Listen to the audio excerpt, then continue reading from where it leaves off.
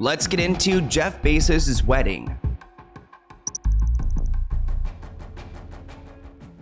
It seems like the most desperate people in the world were all called together in Venice for Jeff Bezos and Lauren Sanchez's wedding. And speaking of desperate, it turns out that Kris Jenner actually asked Lauren Sanchez for a favor and to invite her daughters Kylie, Kendall, and Khloe to the wedding because they weren't initially invited. Now, I haven't been to too many weddings, but that seems pretty tacky to me to go and ask the bride if you can go add on 3 other people to their already really expensive wedding. Like, I think it was supposed to be like 47 million, but with the 3 sisters, it's going to be 50. But of course, Kris Jenner has no shame, even though Khloe, Kendall, and Kylie were not invited to the wedding because Lauren does not know her. Kris actually asked Lauren during the bachelorette trip if she could bring her daughters because she wants them to go and meet some men at this party. One thing about Kris Jenner is that she's not escaping the rumors that she pimps out her daughters. The source says that Lauren barely knows Khloe, Kendall, or Kylie, and the insider adds that Kris Jenner's pretty comfortable asking people that are throwing big events to bring her entire family. This article reports, we hear, like any good mom, she was hoping her single daughters might meet rich and famous significant others, which is why she wanted them there. Which is so trashy. It's not like, oh, I wanted my daughters to come and experience the wedding of a lifetime. It's like, no, I'm gonna put these girls to work and make sure they're talking to billionaires there because all she really cares about is money. It looks like Kris had her eye on some potential bachelors for her daughters, including Tom Brady and Orlando Bloom, which, Kris, you are so messy because Orlando and Katie just split up. But unfortunately, it seems like Tom Brady was actually snagged up by Sydney and her Sweeneys, so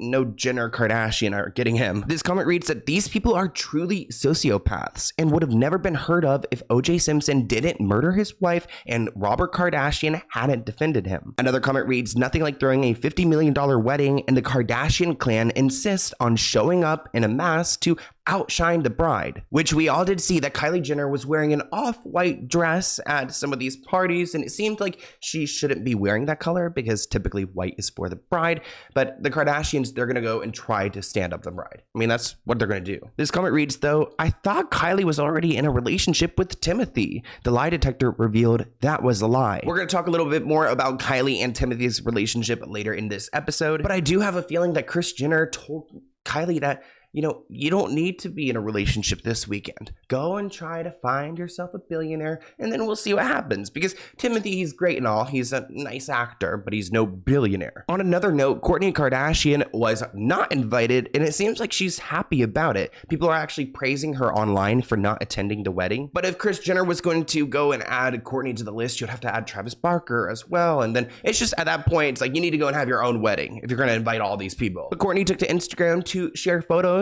from her past weekend. Of course, she wasn't in Venice. She was at home with her kids and hanging out with Travis Barker. And honestly, she needs to be with those kids. They are so misbehaved. Some of the worst children in Calabasas. I'm talking about these kids don't have a bedtime. They don't have a lunchtime. They don't clean up after themselves. They are the worst behaving kids out here. And I'm talking about Alabama Barker as well. Kourtney's house seems like a shit show. So you know what? I don't think she can even go away to Venice or her house is going to be burnt down. Like rain is going to go crazy. These comment reads that Kourtney's just minding her own business. Another person writes that Kourtney said, no Bezos, thank you. I have to go to the beach and eat strawberries. Another person adds, cool Kardashians say no to the Bezos wedding. And then finally, so cool to see you living your best life with the love that you deserve. Now, I don't think Kourtney is innocent skipping out on this wedding. I don't think she was invited, and I again don't think that she has the means to go, especially with all those bad kids.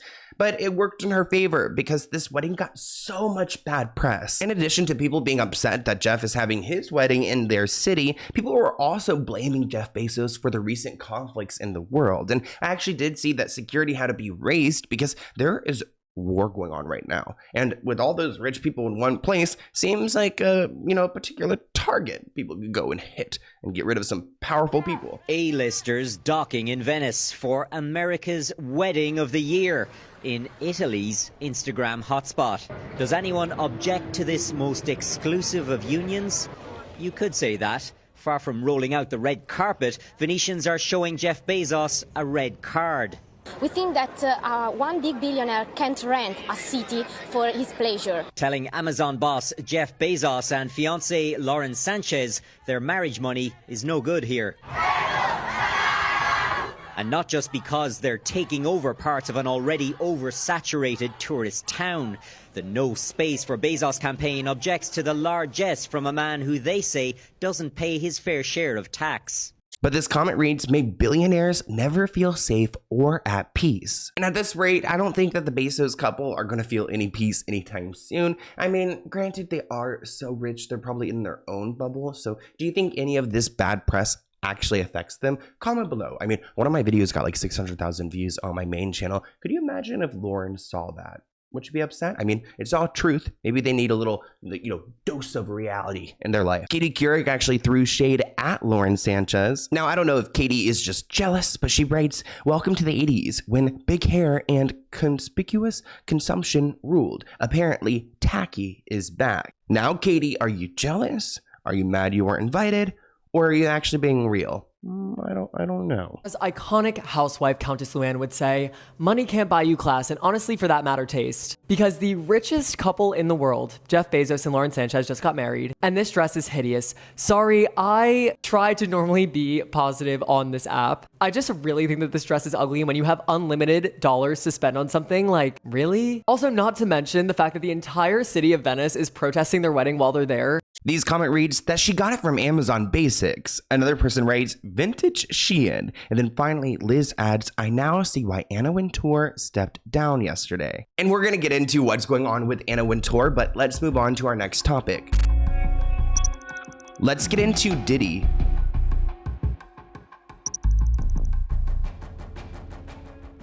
This headline reads, Diddy trial verdict chaos as jury surprises judge with note 2 hours after starting deliberations. Right now, we are in the most crucial point of the Diddy trial because the jury are back in the back room. They're sitting there. They're talking about what they have heard these last few weeks and deciding whether Diddy's going to be behind bars or if he's going to walk free.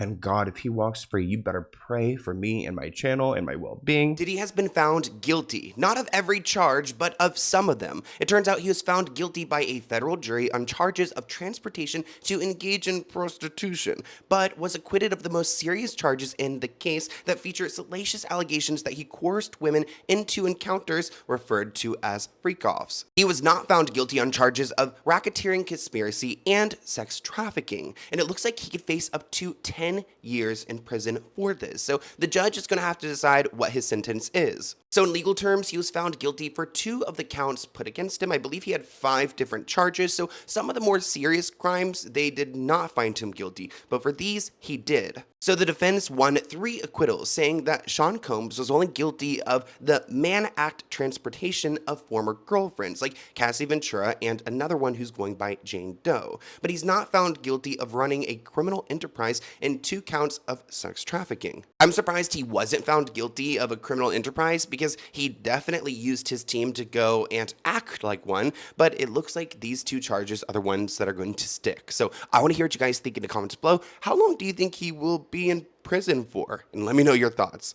Now, one of the notes that the jury gave to the judge asked them about the racketeering charges, specifically on whether one could be found guilty of distribution if the person requests they are given them drugs. So essentially, let's say Cassie said she wanted to get some MDMA, and if she asked him for that, then does he get charged with racketeering because she's wanting this drug? He's just like providing it, which sounds more like distribution of drugs. I don't know if that's related to racketeering. The other note is far more concerning because they say that we have juror number 25 and we're concerned that they cannot follow your honor's instructions. May you please intervene. So there are a bunch of jury members back there and juror number 25 is having a rough time, not getting along with anyone else back there. Now they say that problems with this jury could have been avoided because essentially the jury was not sequestered for this trial, which means that every day after they get off, they go home, they can get on their TikTok, they can watch their Sloan channel, they can watch whatever they want.